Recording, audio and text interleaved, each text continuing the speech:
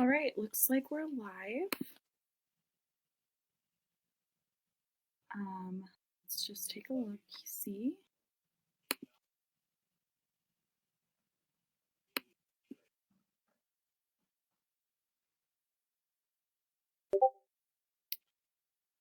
All right, looks like we're good to go. Thanks a lot, Layla, for that. Sorry, everyone, we had a bit of a technical issue, but we're back up and running. That's what you get, for taking a week off. Welcome to the Green Buffalo Productions Quarantine Quarters. Looks like we're doing number 8 this week, or 108. How many days has it been since we last got to see all of your beautiful faces in real life? My name is Madison Sedler. I'm one of the producers at Green Buffalo Productions, as well as one of the co-founders.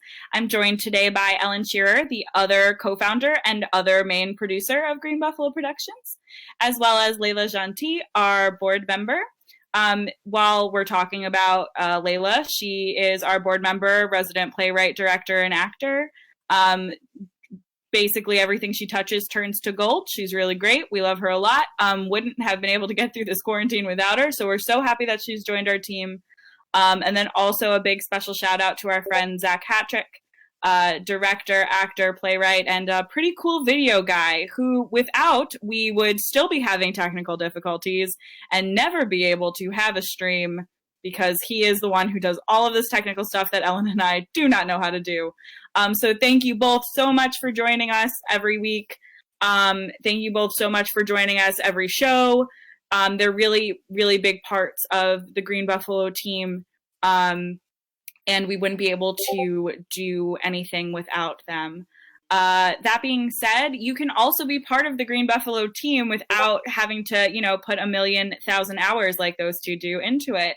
You can join us on patreon.com. We just started. It's about almost a month old at this point, where you can come in and send Green Buffalo different tier amounts of money, and then we give you things back. So one of those things is going to be Almost Paradise, a 12-episode radio drama written by myself and edited by the entirety of the Green Buffalo team. There are so many people. They'll all be in it. They're all very great, as well as workshopped with the Buffalo Theater Workshop. We're really excited about that. And I wanted to say, on behalf of Ellen, myself, and Layla, and the rest of us at Green Buffalo, thank you so much to our patrons who have already sent us some money. Catherine Schwebka, Leslie Cairns, Ryan Schlia, Sean Lewis, or Sean Cheeky, depending on how you know him, I guess, and Wayne Conover. They've all come in at different levels, so you yourself, if you find that you have an extra $5 a month, please let us know, and we can help get you set up with our Patreon if you like what we're doing. If you saw Liquidation, as the director would say, the best show of the 2020 season, because it was the only one that went up. If you liked any of those things, we would love to have you be part of our Patreon so that we can get you some exclusive GBP content. I know that the video might be a little bit behind, but I'm sure it'll catch up with us because we have a lot to talk about before we even get to the plays. Ellen, did you want to talk a little bit about Human for us, our next project? Yes. So our next project that we're really just jumping into right now is What It Means to Be Human, because what we can do is take submissions and read lots of things and prepare shows for later, since we can't actually perform them right now in person. So our first deadline for What It Means to Be Human, which is an inclusive show about the topics of oppression, or I should say the various topics of oppression, that's what we're taking submissions for right now. Our first deadline is tomorrow. So if you are somebody who wants to write something for this show, you can submit that to greenbuffaloproductions@gmail.com. We're accepting lots of different kinds of works. So poems, monologues, spoken words, dance, music, short plays, visual art, songs, basically anything that you think will tell your story the most effectively. We would really love for you to submit that. And considering the week we just had, again, in our our country, I just really want to focus on this show a little bit during this stream, because I really want this to be an inclusive show that helps people, that starts a positive conversation about the topics of oppression, and that actually can be educational and cathartic and all those good things that will actually do something to make change. What we're trying to do with this show is do this compilation of works, or maybe edit it from year to year, do it once a year if possible, if we're able to, and find a local charity too. So this isn't something that we're trying to make money off of. This is something that we want to organize and perform in a way to give back. So I guess the best way to describe this is kind of like a more inclusive Vagina Monologues, where we share stories, come together, and kind of grow as a community. So first deadline is tomorrow. So if you do have something that you want to write, please, please, please email us at greenbuffaloproductions@gmail.com. And don't worry, if it's not done, you can send a work in progress and we'll help you finish that up. Amanda, you want to talk about another thing that we're taking submissions for? Yes, we're so excited. Our favorite thing of the year, the 3rd annual Spooky One Act Play Festival. This is a crowd favorite every year. We sell out every year. We've moved up our submission date this year to June 30th as opposed to the end of August. That's another one. You can email us at greenbuffaloproductions@gmail.com. We're just trying to stay within the restrictions of the what Andrew Cuomo says for us to do with the, reopening up the state. So we're looking for different kinds of scripts. To be kind of more in the vein of a screenplay as opposed to a one-act play, a traditional one-act play.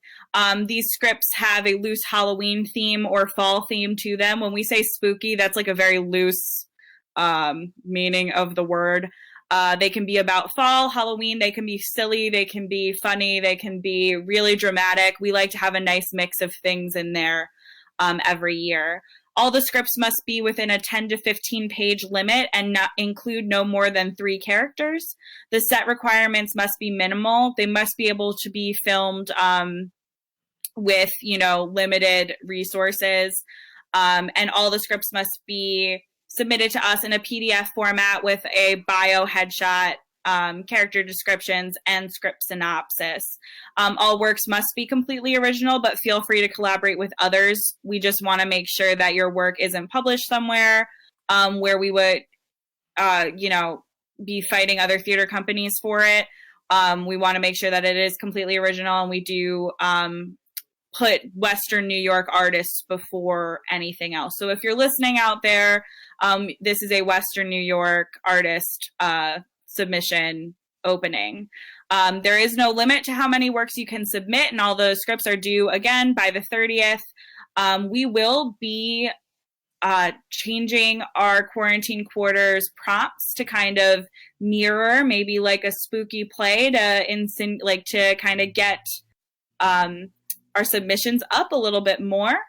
But we're really excited to be doing this. We're taking it a different avenue this year. It is our biggest fundraiser project. And we really would hate to miss a year because of things that are out of our control. So we're going to do our best to bring you the quality of spooky that you guys all come to expect from us at Green Buffalo. But that's that for now. Ellen, would you like to talk about our collaborative project? Yes. Okay, so we're actually doing something very cool with the Liminal Space Ensemble.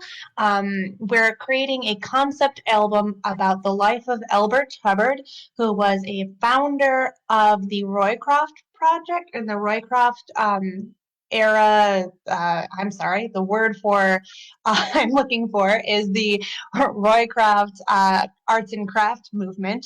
Yikes, forgot the word for movement. Not a good day, everyone. Okay, so we are working with Liminal Space to create a concept album about Elbert Hubbard. And what you're going to see on the screen, it'll rotate through again, is the logo for that project that was actually created by Kathleen Barnes So there was a contest, and Kathleen won that contest. Actually, earlier today it was announced. So really cool. We're excited to get started on that. A little bit more as the year goes on.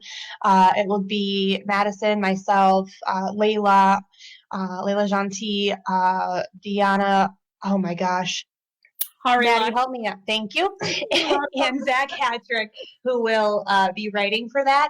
And we will be writing alongside the Liminal Space Ensemble group, who will accompany our writing. So as far as we're concerned at the moment, we are kind of doing different things among all of us. We've had a couple discussions where Maddie is looking to write a play. I'm going to be gearing my writing toward a little more poetic work. I believe Layla is going to do the same or similar. So it's going to be a real collaborative and fun thing to put together. Something new that we haven't done before.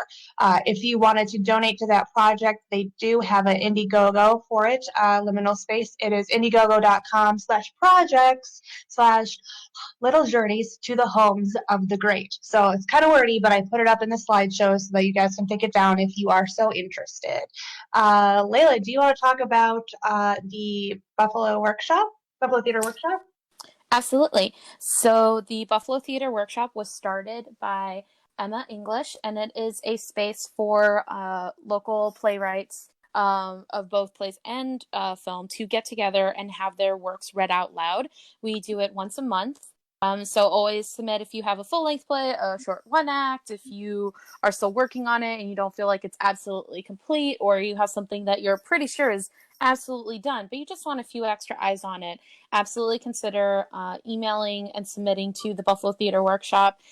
We will look at your submissions. If you don't feel ready to have it read out loud, we can just comment on it there. But if you are ready to have it read out loud, we can workshop it, have it read out loud. And because sometimes it just really helps to hear it. And then you can see like, oh, that was the issue with it. And then we ask our various readers for comments, questions that can be geared more towards the playwright or towards the question askers. And it's just a great way of getting extra pairs of eyes on your work and make sure that it is up to snuff so that when you do put on the show, it'll be the best that it can be. So yeah, it's a really great piece. Ellen, Maddie, Emma, and I all work on this project so that it happens monthly. It's very exciting. We actually just did ours for May, and then I will be gearing mine towards June. I will be selecting my play very soon for June. Awesome. Yeah. And then we have the Green Buffalo Productions Comedy Queen. This is an all-female stand-up comedy competition that will be hosted by our good friend and good friend of Green Buffalo, Rachel Shari. This is another event that, due to COVID-19, we're going to have to change it up a little bit than what we originally planned. When we have more information about that, we'll be sure to discuss it on one of our Quarantine Quarters live streams, as well as our Facebook page, our Instagram page, and our Twitter page, and our website.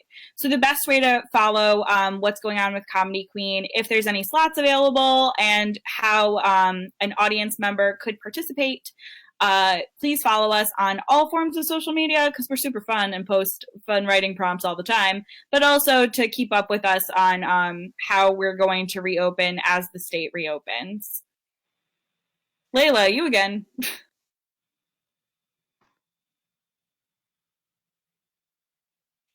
Hello, Layla? Sorry, I muted myself. So I will be talking about the Museum of Fuckboys, which is a play that I worked on back in the spring, but then unfortunately, due to many extenuating circumstances that actually had nothing to do with COVID, but then had to do with COVID, we had to postpone the project. And hopefully we will be having it go up in August, so we'll see how that goes. The Museum of Fuckboys, written by Justin Karcher, is 3 scenes that follow a young man who he himself is a fuckboy. And so we learn through his different relationships with these 3 different women how he interacts with them and how he possibly changes over the course of his life. So it's a very exciting piece. I'm a huge fan of it. If anyone knows Justin and his writing, you know it's an amazing piece. We can't wait to get back to working on it again. I'm just am waiting for the day that we have the go ahead and we can put the show on. So it's really great. Once we have our final dates, definitely check in with us, and we will absolutely be posting it on all sorts of social media. So definitely keep in touch for that. All right. And then moving into the 48-hour film project this year.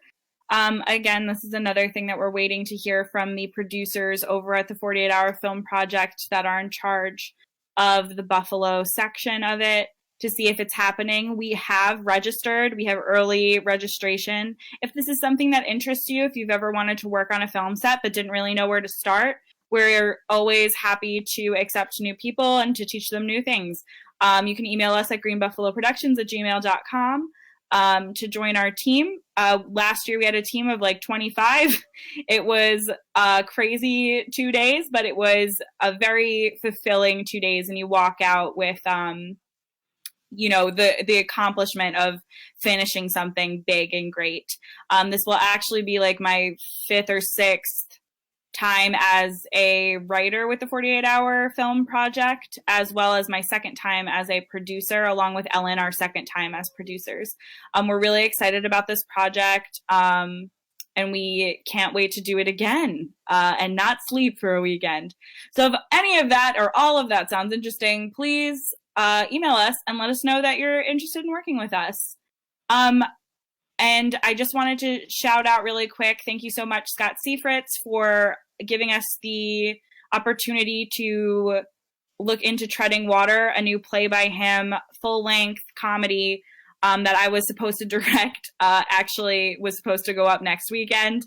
Of course, that is not happening due to COVID-19, but we do have a stellar cast. I have a stellar creative team that I'm working with one-on-one to make this show go up next year. And we're really excited to bring it up and put it up for all of you to see. So keep an eye out for Treading Water. Thanks again, Scott, for everything. And then for Wander Through Wonderland, unfortunately, also due to COVID, that is being postponed until our 2021 season. That is a project that I wrote and will be directing. It's an immersive theater piece that is loosely based on Alice's Adventures in Wonderland, written by Lewis Carroll. I am a huge fan of this piece and of Alice in Wonderland in general. I really can't wait for it to get put up, especially as an immersive piece of theater. I love immersive works, and I would like to see more of them happen within this amazing city. So if you have any interest, definitely reach out to us, but we will keep you updated when those details start coming up, as they start coming up into the 2021 season. Okay. All right. So without further ado, we're going to get started with the plays. As you guys know, every quarantine quarters, every play has been written within 48 hours, and they were given a list of prompts to work with. Those will show up on the slideshow with who used what props, what setting, what lines that were given.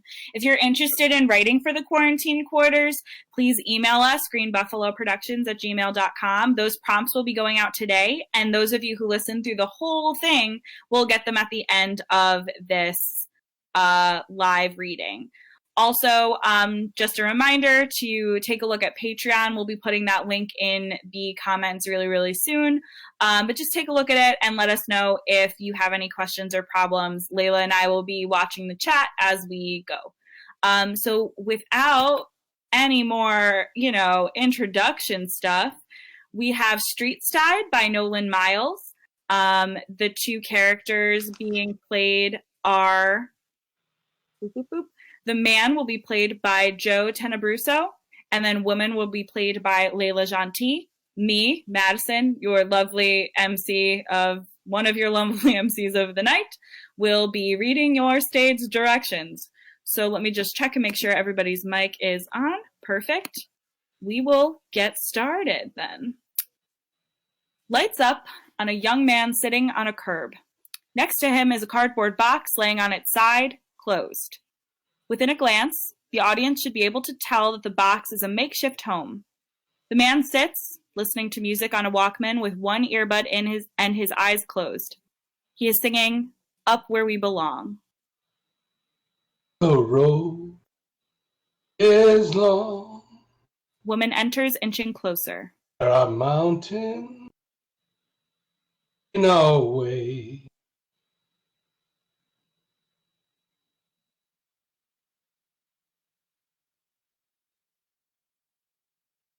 Lift us up It's up where where we we belong. belong. Jesus! Oh, I'm sorry. I didn't mean to startle you. Oh, you did. You just can't sneak up on a man like that. Well, to be fair, the song is a duet. Yeah, well, I didn't expect this cover to be one. That's fair. But the woman's part was coming up. Yeah. The man looks down and says,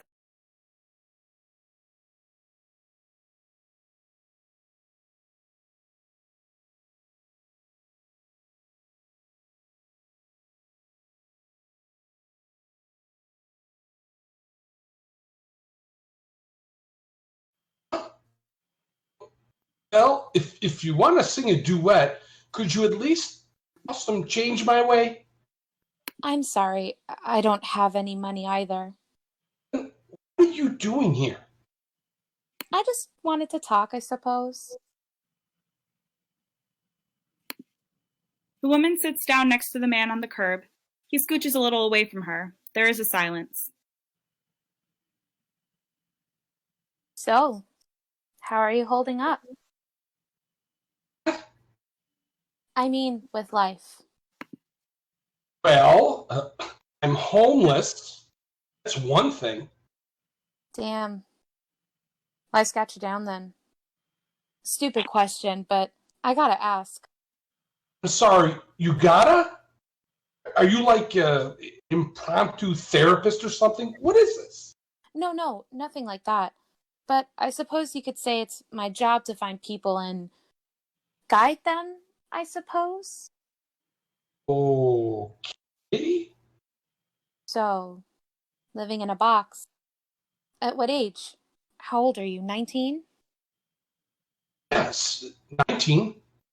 What about your family? Can you turn to them? Do you have parents? No. You weren't always homeless, though. You're fairly new to this. Is it that obvious? Okay, fine. I do have parents, but They kicked you out. How long ago? A year and a half, maybe? okay, now you're freaking me out a bit here. Do you know how long I've been living here? Sorry for freaking you out so much. I see a lot of homeless people with my job, especially now. Right. And your job is to guide people? Where? Wherever they need to end up. That doesn't answer my question. It's just boring job type stuff.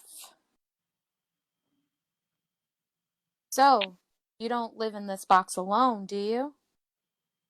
Oh, Oh, that's what I thought. This box does look more like a box or two.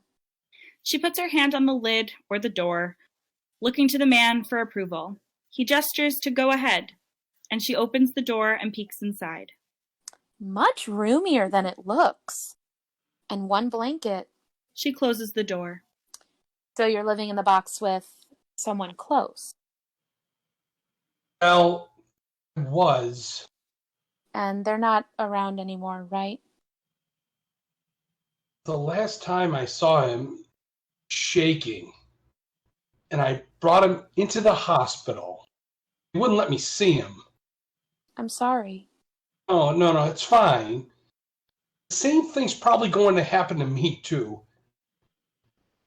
That's why my parents kicked me out, actually. And his. Got our diagnoses, and that was the final nail in the coffin. My parents called me a godless faggot and shoved me out the door. We were out on the streets. At least when we were together, though, that song, the duet, was our song. I'd sing one part and he'd sing the other. I didn't mean to sing your song. But I do actually want to talk to you. You see, I actually did come here for a reason. Besides singing a duet? I know you. Where? See, I say this, and you aren't afraid. I've been told that my presence can be intoxicating. And right now, you're too intoxicated to be scared. You might be right. I've never seen you before. How do you know me? Well, I actually know of you. That's a better description. I was sent down here to guide you. Are you my guardian angel or something? No, nothing like that. Just take a guess. You're God. Or the devil? No, I'm death. Oh, shit. He goes inside the box and closes the door. I mean, understandable reaction, but you can't ignore me. Cardboard can't stop death. And who knows, you've hit hard times, but you can never tell when your luck can change. What the fuck are you on about? What are you going on for? I'm going to die and you're guiding me somewhere? Well, yes, that's true. But you might go to heaven. And that's pretty good luck if you ask me. So you're here to take me. Where? Heaven? Hell? Purgatory? Look, I'm not going with you.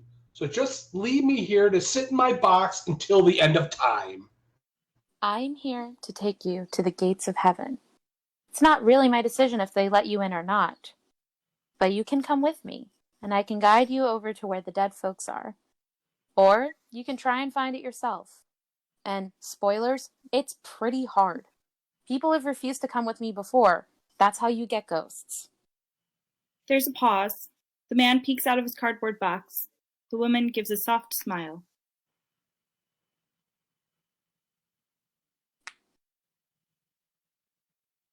And do you really want to be a ghost in those clothes?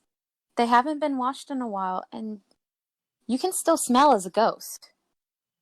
Yeah, what's up with all the ghosts wearing Victorian clothes? He comes out of the box. Don't ever see ghosts dressed like me. Why is that? Well, people didn't really want to come with me in Victorian times. Too much obsession with this being a trick by the devil or something. Trust me, kid, the devil's not here on Earth. So, where will I go? Like I said, I don't get to decide. That all depends on who you were, how many hearts you touched, how many lives you made better or worse. And by the way, I did guide your boyfriend. He was very nice. You picked a keeper. Will I see him again? That all depends on your destination. Where is he? Wouldn't you rather find that out yourself? Well, I'm worried. To tell you the truth. When my parents kicked me out, my mom says that gays go to hell. What? Sorry. That's ridiculous. Kid, do you know how many gay and bisexual men made it to heaven? Isaac Newton, William Shakespeare, Alan Turing, not to mention a shit ton of people from ancient Greece. Ancient Greeks? So you don't even have to be a Christian to go to heaven? Is that what you're saying?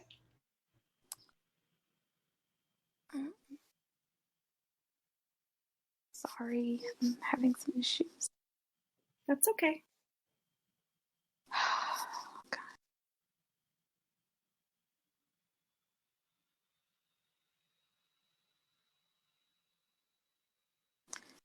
Okay. Sorry, I'm getting there.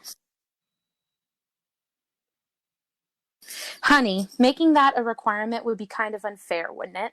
I mean, how are you going to worship someone who hasn't even been born yet? I guess, but you didn't even worship God. Kid, You think God cares about whether people worship him or not? Come on, he's God, not a self-centered rock star. Wow, this is starting to sound a little bit sacrilegious. Sacrilegious? I'm deaf. Look, point is, God's not really worried about any of that stuff people say he's worried about. He's an all-knowing, all-powerful, all-loving deity. You really think he gives a shit about people's sex lives or if they don't worship him with every breath? Nah, as long as you aren't a dick, you're welcome. He's got, well, godly shit to worry about. Like which stars to create and destroy, or which new race of aliens he's gonna come up with next. Fucking wait! Aliens are real! And they do have souls. And you are going to see tons of them in heaven or hell, wherever you go. So be prepared for that. I think we've strayed a bit too far from the original conversation here. Ah, yes. Do you have a will? If not, we can write one. She takes out a gel pen and a notebook. She hands the notebook to the man. I really don't have any next of kin or anyone to give my stuff to. The Walkman was something I took from home when I was kicked out. All I have are the blanket and the box and the mixtape, of course. The woman puts the gel pen and notebook back into her pocket. Well, I suppose you coils take the Walkman and the mixtape with you when you're ready to go. Hey, I can do that? Of course. Everyone can take something with them when they die. How do you suppose things get lost and never found? You wouldn't believe how many people choose to take one of someone else's socks just to fuck with them. And those people usually end up going to hell.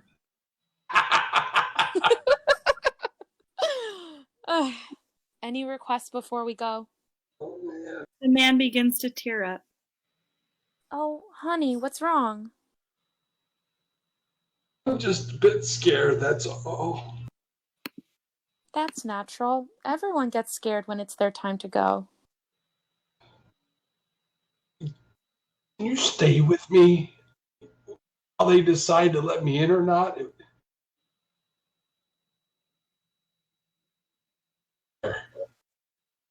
The woman smiles. I always stay to see the interesting ones get judged. Am I interesting? The woman quickly hugs the man, who is now crying in her arms. Oh, honey, of course. Everyone is interesting. Now, come on, let's get going. The end. Wow, thanks so much, guys. That was great. Thank you, Nolan, for letting us read your play. Layla, you're going to take the next one. Absolutely. So now we are going to be doing A Quarter of a Quarantine, which is written by Leslie Cairns. Thank you, Leslie Cairns. Sorry, my computer hates me right now. So we have Madeline being played by Ellen Scherer. We have Dr. Rosica being played by Maria Sanguadulce. We have Addison being played by Sarah Hill. And we have Rachel being played by Melanie Caparelli. And I, Layla Gentil, will be reading the stage directions for the play. All right, and I'm just making sure that everyone is unmuted. Okay, and we're set to go. Okay. The lights come up, and Madeline is looking into her computer screen, and Addison is looking into hers. Madeline's room is haphazardly messy, but she tries to make her side look clean for the camera. Dr. Rosica's office is full of books, splashes of color. Madeline. Hi. Oh, So, how would you rate your depression today on a scale of 1 to 10? 10 being the worst pain imaginable. Honestly, Of course. Feelings are your feelings are your feelings. an 8, Dr. Rusica. Okay? Well, I'm guessing that's pretty painful. How's quarantine for you? Well, we're on Zoom, so there's that. Yes, it's been quite an adjustment for me as a therapist. I always thought people were exaggerating, like in movies and stuff, when they said they were claustrophobic. Or like Dan Brown's character, he always is. He is, yes. Right? Dan Brown is so mean in his portrayal. I get what they feel like. I haven't left my house in 31 days. No joke. You know how I was before. I do. And you were isolating, so it's more like 51 days alone. Right. Yep. 25 more, and I'll make it through a quarter left until I hit 100 days of quarantine. Wow. That's just so dismal to take in. It is. How have you gone this long without going out? How do you get your food? Amazon. Medicine? Amazon. Now that does not sound legit. I know. I checked it out. And your fractured foot? Robo. Wow. All my needs are met, I guess. All your needs are met, Madeline? Well, you know, when you live alone, your biggest fear is, and I know you're going to, as a therapist, say that I should calm down. It's anxiety in the driver's seat, doing the talking, you'll say. But seriously, my biggest fear during this is either that I will isolate forever and end up a hoarder on that hoarder show, or get some bizarre fetish like those my strange addictions, or worse, I'll choke alone and nobody will be here to save me. You can't telepath the Heimlich. Oh, no, you cannot. And have you seen the videos of how to do it on yourself? It's so complicated, and you have to do it like while you're not breathing. I mean, how hard is it to save yourself when you're all alone in a panic time? Like the quarantine. I mean, are you afraid of that too? Well, of course, everyone is. Are you? I am. Yes, I am. There's a phone ringing on Dr. Rosica's end. It's her cell phone that is sitting on her desk near the computer. You can take that. Oh, I'm so sorry. Oh, no, I won't. I promise. Now, what were we saying? The Heimlich, choking to death as my Cocker Spaniel watches Family Guy reruns in the background until the cops show up. Oh, Madeline, now that's grim. I think we were talking about feeling afraid, alone. Right. Of course, we were. I didn't used to feel this way. Before Rachel, you mean? Yes. Before Rachel, I mean. Oh, what happens when you think of her? Of Rachel.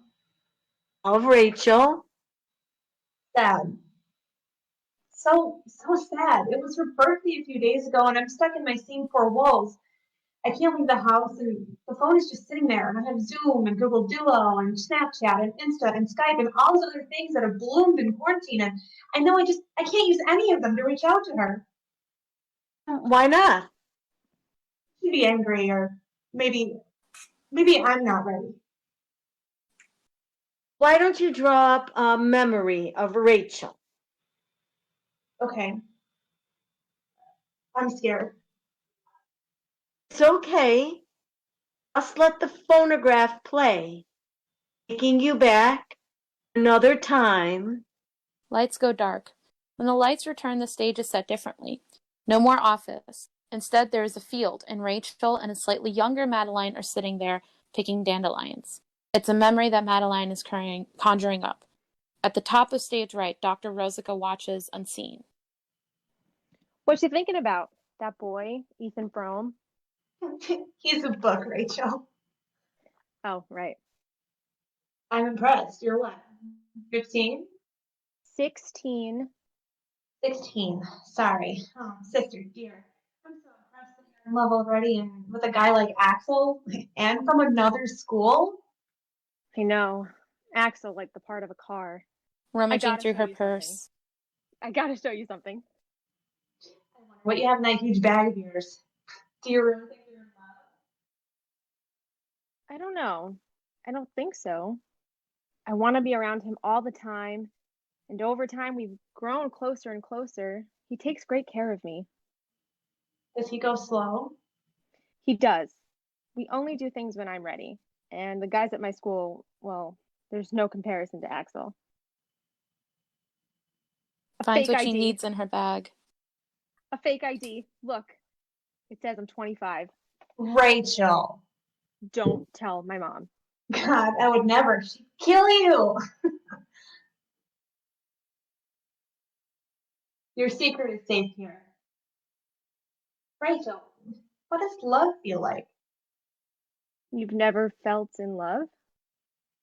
Well, I love you. Does that count?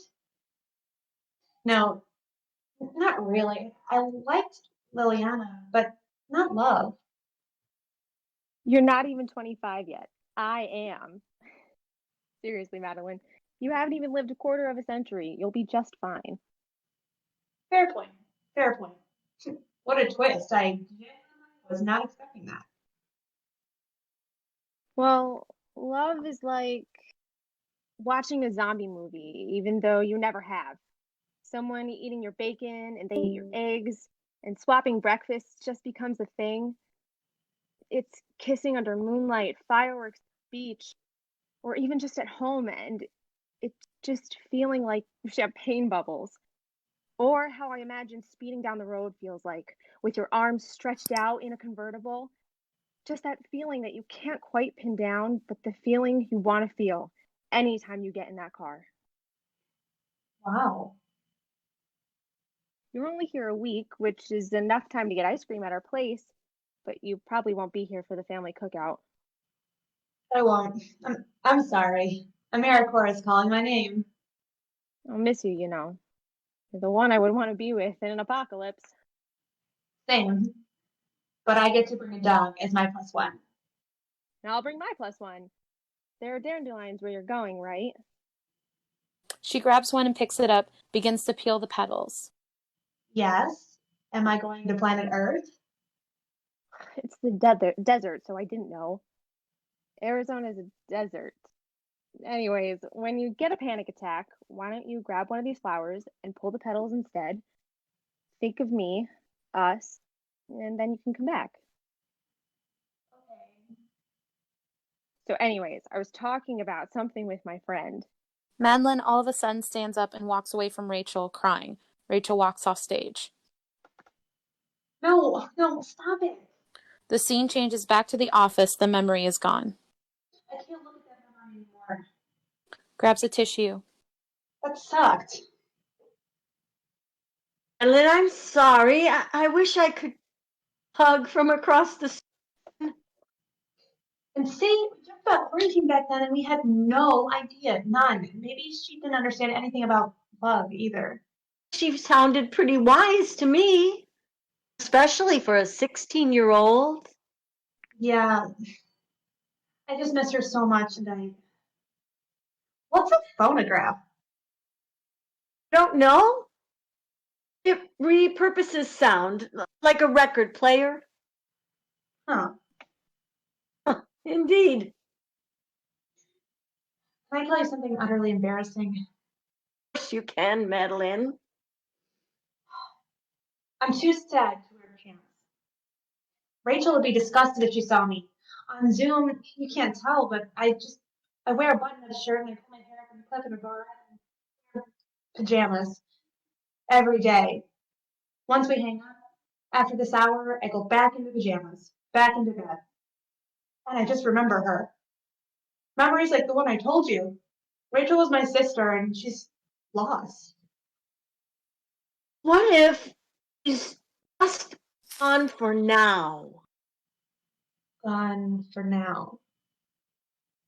Let's go back to the phonograph, okay? There are two sides of a record. You can play. You, as the listener, get to pick which side you want to listen to first. Isn't that great? You can do that now.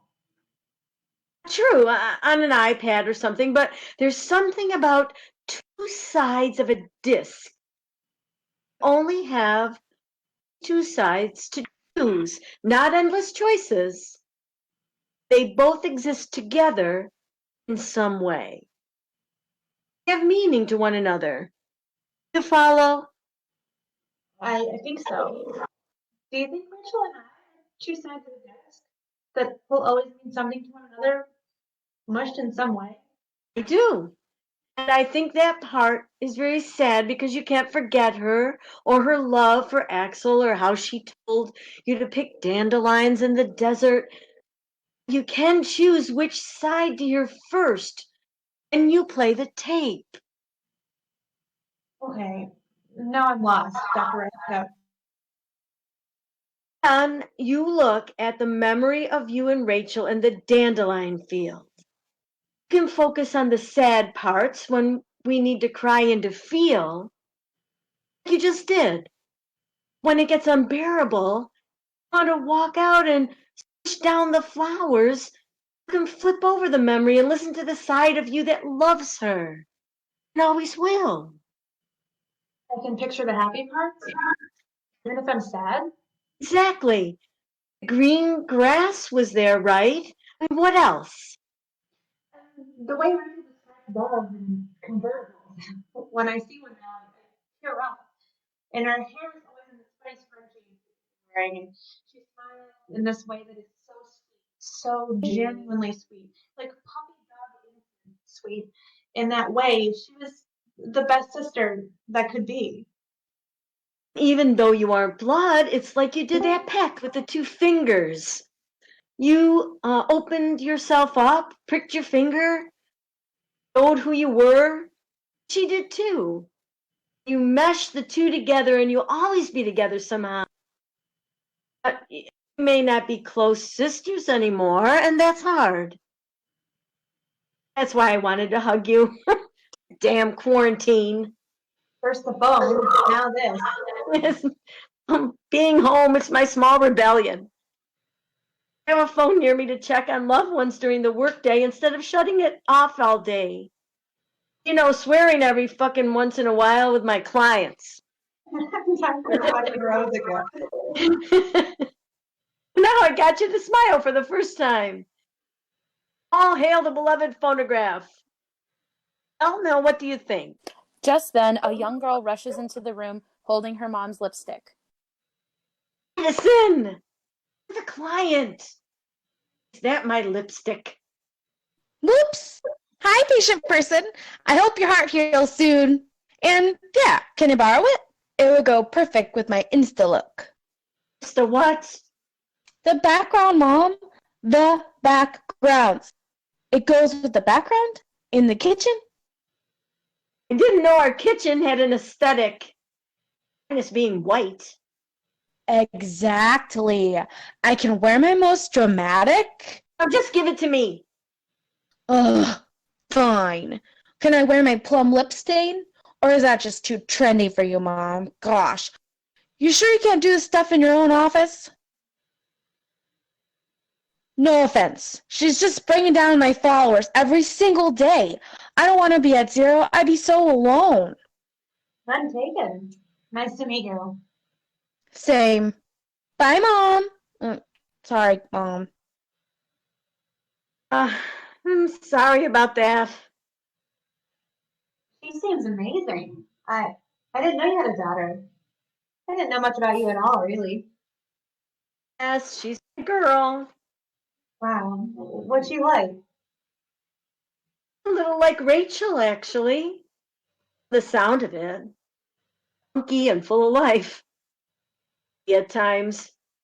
Heart and sweet. Yep, that's her. Wow. I never knew.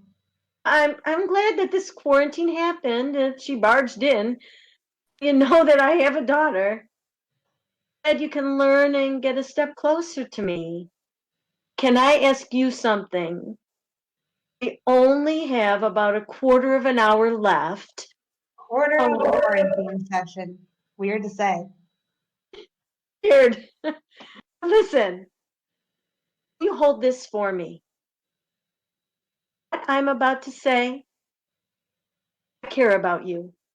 I want you to remember that now when you think of dandelions, the memories of Rachel get too strong, flip over the record. Remember that I say this. You deserve love. You are allowed to cry. You are allowed to move on.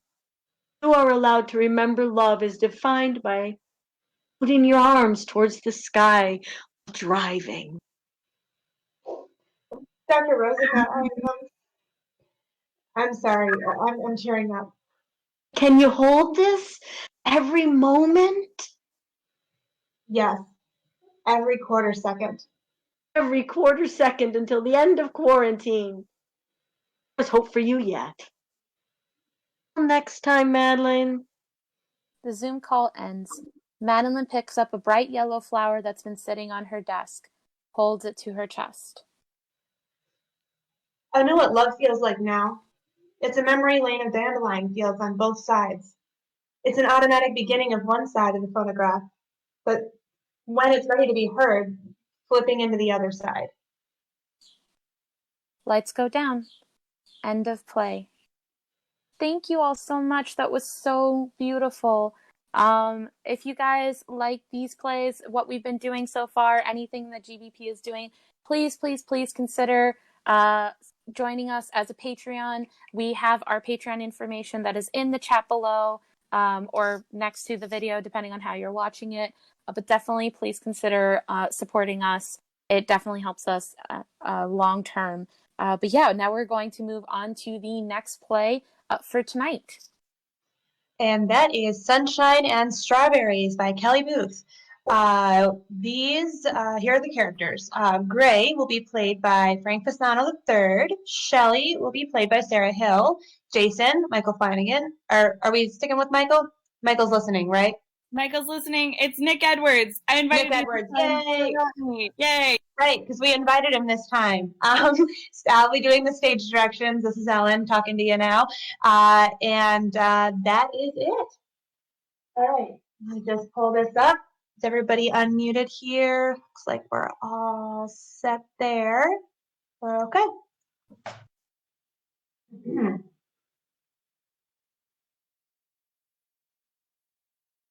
Lights up an old station wagon at the side of the road. It's not a busy road and has a lovely grassy area to the side, on which Jason sits, entertaining himself happily on a blanket. He has only a few shabby toys, but makes the most of them, enjoying engaging in creative play alone. Gray and Shelley sit in the driver's seat and passenger seat of the car, respectively. Shelley watches her son with great fondness. Look at him. Just look at him. So sweet, so innocent, so happy. Gray smiles as he watches Jason play. Keep your face to the sunshine, my baby boy. Come on, babe. Get through this. We always do. He pulls her close and buries his face in her hair. The smell of your hair, strawberries, your happiness. Can't you be serious for just a minute? Aren't you scared? Too intoxicated, scared. Pulling away. Gray, we just lost our home. We have no place to go. Be serious for one fucking minute. Babe, Don't babe me. If you just would have paid the damn bills instead of blowing all our money on who knows what, our kid would have had a place to sleep tonight. Jesus Christ, Gray, I'm so sick of being the only damn adult in this relationship. When are you gonna grow the hell up? Take some responsibility in life. Be a real dad to Jay. Oh. Put it right there. Love my kid. You ever tell me that I don't love my kid? I'm not saying that you don't love him, but I'd walked out on us when I was 4. Son of a bitch went right out the door and never came back. I know what it's like to grow up without a father. My kids will never go through that. You hear me? Never. Gray, I know how much Jason means to you, but there's more to being a father than just living in the same place. He needs things. Good food, clean clothing.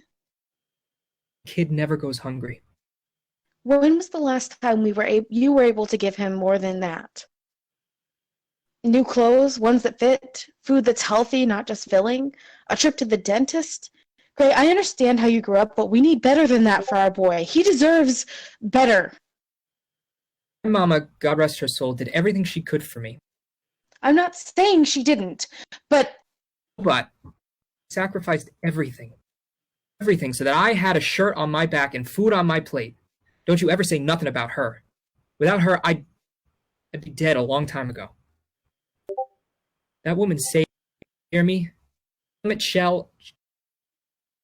Mama?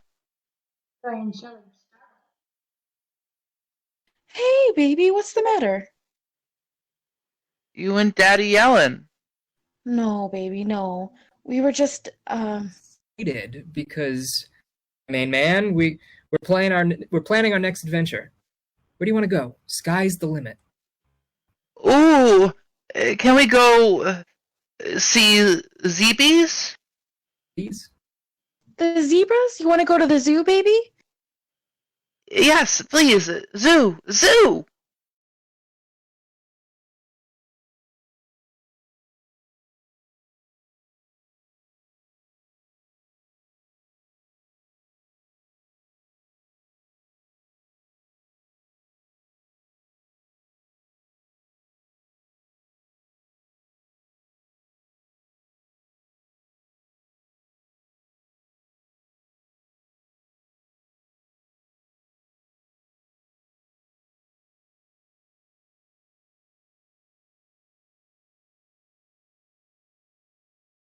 Might just be my internet, but just give it like a hot minute. The live stopped. Where do you want us to go back it's to? just the slideshow because I'm reading. We're good. No, it's the live feed interrupted. There's a message. So just go back to like go back like 3 or 4 lines and just jump into it again for me. Right now? Yeah, it looks like Yeah, it's we good? picked back up. We're on like a 10-second delay. Yeah. So with the Do you want me to just say my Mama. long line? Sure. Okay, baby. We will go see the Zeebies. But for right now, She reaches into the cardboard box in the back seat and pulls out an old-fashioned Walkman. why don't you go on back over there and listen to the magic music machine? You can make your own song. Ooh, I know. Make a song you can sing to the Zeebies, okay? Okay, Mama. Shelly puts the earphones on his ears and presses play. Jason is instantly delighted by what he hears and dances back over to his blanket happily. A long silence. I'm so-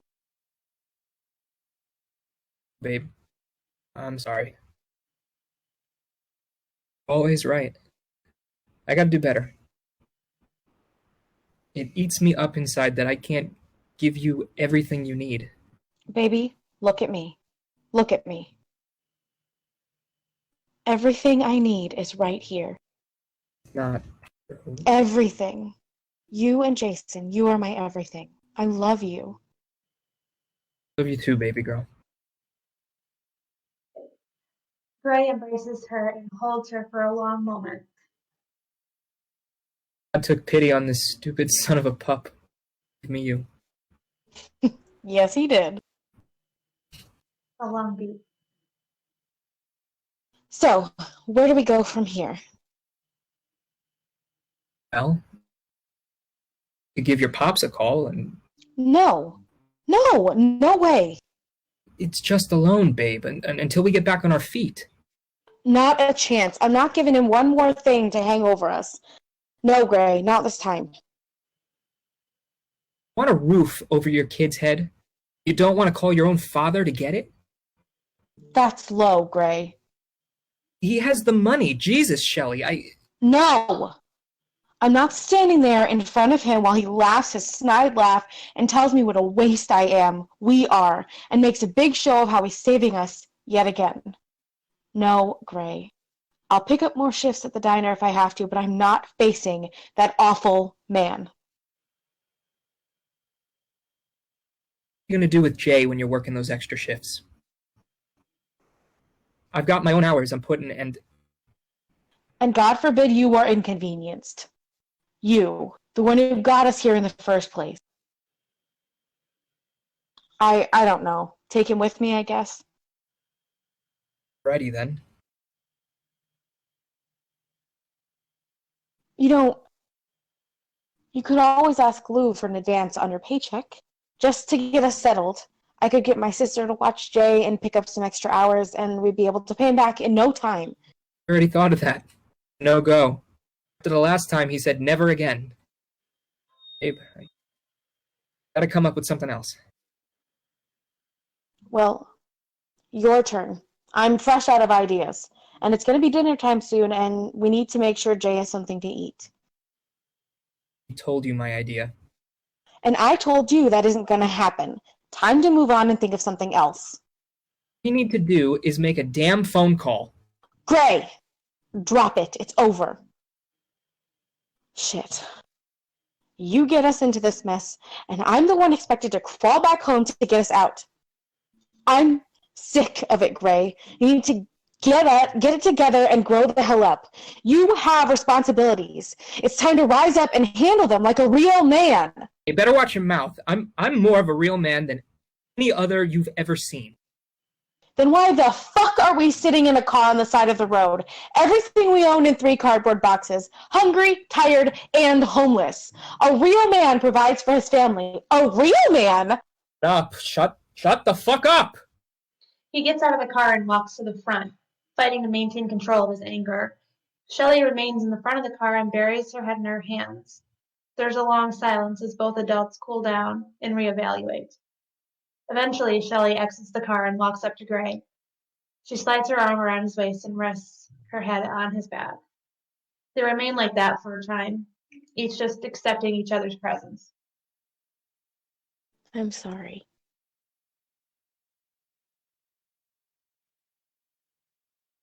I'm sorry. Took the track. I had a solid tip on a lucky horse, I thought. Thought if I could just do it once, wouldn't have to struggle so damn much. Just once.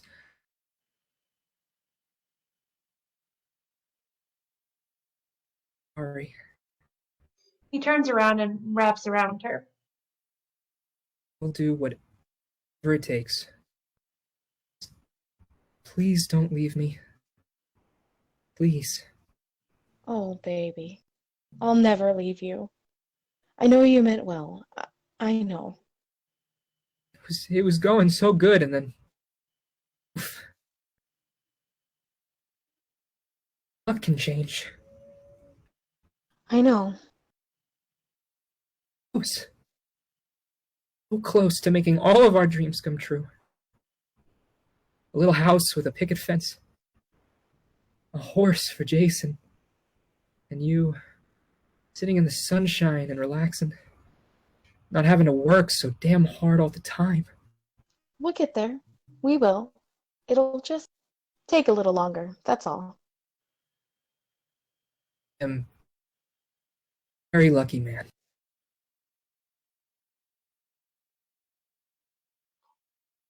He kisses her. I love you too. Shelley suddenly breaks and walks over to the car and reaches under the window, looking for something. What are you doing? You'll see. She returns with a beat-up notebook and a gel pen. Come on. She hops onto the hood of the car and he follows suit. Dream book. Haven't seen that in a while. Well, that's because life is always getting in the way. No time for dreams. But right here, right now, we are at a crossroads. And which way we go is up to us. So let's dream big, okay? To dream some dreams? Where do we want to be in 1 year? Right down in a big mansion with a 3-car garage and a swimming pool. Gray. Our dream book, right? You said to yourself, "Gotta dream big." Okay. Okay. We got something to work toward.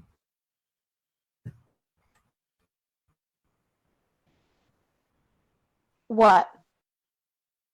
Your turn. You could have anything. Anything at all. Sky's the limit. I want to wake up anywhere, as long as it's next to you. Jason trying on his new clothes and our daughter in her cradle, happy and full of good milk, and a whole day to spend outside in the sunshine. Not a care in the world, just us, together. I'd like that. They sit. So pulls her close and she rests her head on his chest. We're gonna have to work real hard to be able to be ready to have another mouth to feed. But there's nothing in the world I want more. Me too. They sit in silence for a long time, preparing to face the reality of what's ahead. What are you thinking? I was just thinking back to something Mrs. Crowley taught us in the 11th grade. Seriously? Seriously, it was a quote. What lies behind us and what lies before us are but tiny matters compared to what lies within us. Forgot who said it. Like that. Put it in the book. What? Book. Write it in the book. It'll remind us that no matter how hard things get, that we need to get there is in our hearts. And we can get there if we do it together.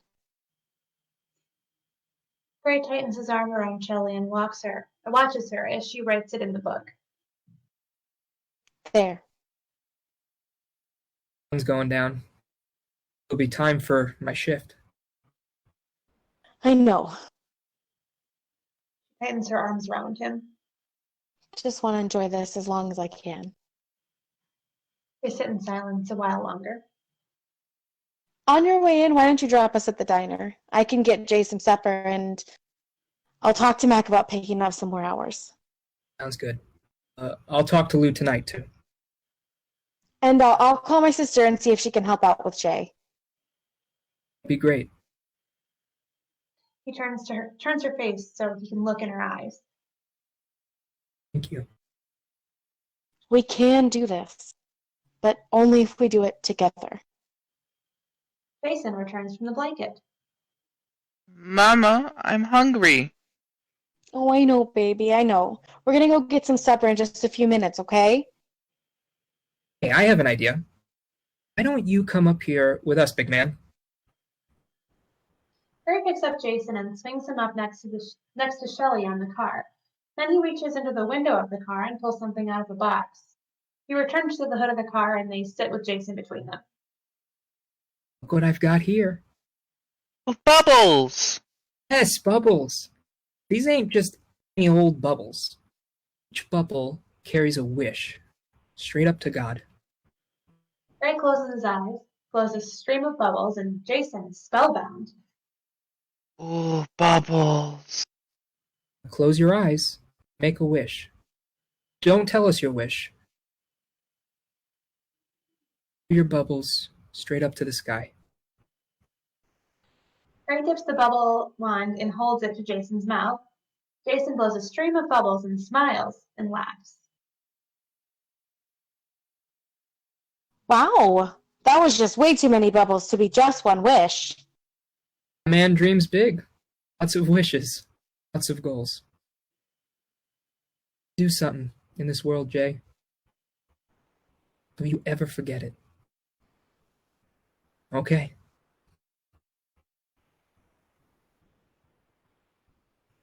Shelley dips the wand and closes her eyes.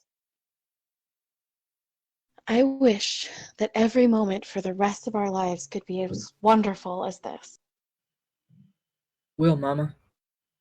Will. They lock eyes and hold. The lights begin to fade as Jason grabs the bubbles yet again. My turn, my turn. Okay. Breath. Close your eyes. Lights fade to black. Blackout. End of play. Great job, everybody. Oh, that's such a sweet play. I love that. Thanks so much for reading. And Nick, what a wonderful job as a very tiny child. Great job. While everybody's getting ready for the last play, I'm just going to bring up our super cool Patreon once again. So if you like what we're doing here with Quarantine Quarters and the plays that you're hearing over our Quarantine Quarters readings, you can donate to our Patreon, and we have a couple different levels. So, no, Sarah, Nick wasn't reading as himself. Oh my goodness. If you do like what we're doing, please consider checking out our Patreon. We have a couple different levels. So you could get a postcard from Layla or I if you are looking to do that. Everybody is going to get an episode of a cool radio play written by Madison called Almost Paradise that has to be a really cool and I think better version of The Bachelor because I can't get through one episode of that show without wanting to jump off a bridge. So That's they're very fun, though. flattering. I not feel like I was alone. kept hostage in her house while you were watching it the one time. So. Are you guys All right. ready? Yeah, let's jump into Starting Over by Sarah Lyons. Quick shout out to Sarah Lyons. This is her second play with us, and we're now following her character Agatha. If you joined us 2 weeks ago for our Quarantine Quarters, we're going to be following Agatha, the hero of the last story. So definitely go back and listen to some of our other Quarantine Quarters, which are on our page. And donate to Patreon, I'll just say it again. Yeah. So I'm really excited to let you know that these parts are going to be played. Agatha is going to be played by Melanie Caparelli. Denise is going to be played by Maria Sanguidolce. Zenobel will be played by Nick Edwards. Meg will be played by Sarah Hill. It looks like everyone is unmuted. Just make sure, Sarah, you do when you're Oh, you're unmuted. Okay, never mind. I am going to mute myself, though, just until my part comes. Yeah, that's totally fine with me. All right, so lights up on a forest near the edge of the trees. There isn't much brush on the ground. This seems like an oddly well-traveled woodland. We can see the rocky outcropping that surrounds Zenobel's castle in the distance through the trees. Agatha strolls slowly between the trees with Denise, a tall, half-elf magic user with striking coloring. Hair, eyes, skin tone, freckles, all of it is different and more intriguing than it should be. Whatever that means to you. You know, you look even more beautiful than your picture. Well, thank you. Forgive me, but you look a fair sight better than yours. Is it taken in, A pantry? Yeah, that was a rough day.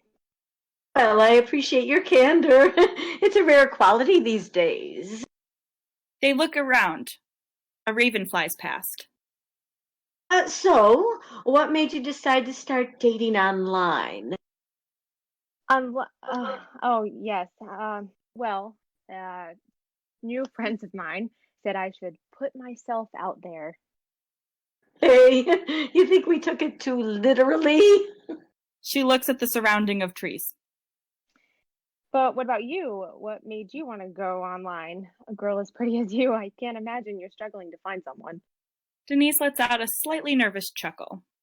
Oh, I live in a secluded mountain sanctuary. It's hard to meet anyone new there when the closest stranger's 300 miles away on the other side of the Hathor Forest.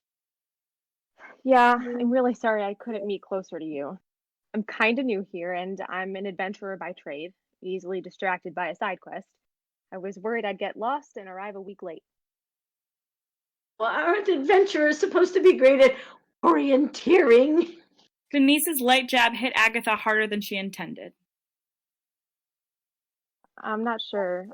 I've been relearning a lot about myself over the last few weeks. I'm sorry. I didn't mean to hurt your feelings. It's okay. I'm just glad you said yes to meeting me. With a bio like soft heart and open arms, seeking an adventure, how could I say no? Thank you, Lucy. Lucy? My lizard friend. She helped me write it. Quietly, we hear the beginning of Dance Macabre playing on the panpipes. Oh, did you hear that? Agatha signals to Denise to stay quiet, scouts the immediate area, then it's down on a stump. Whatever it is, it's not here. We're safe.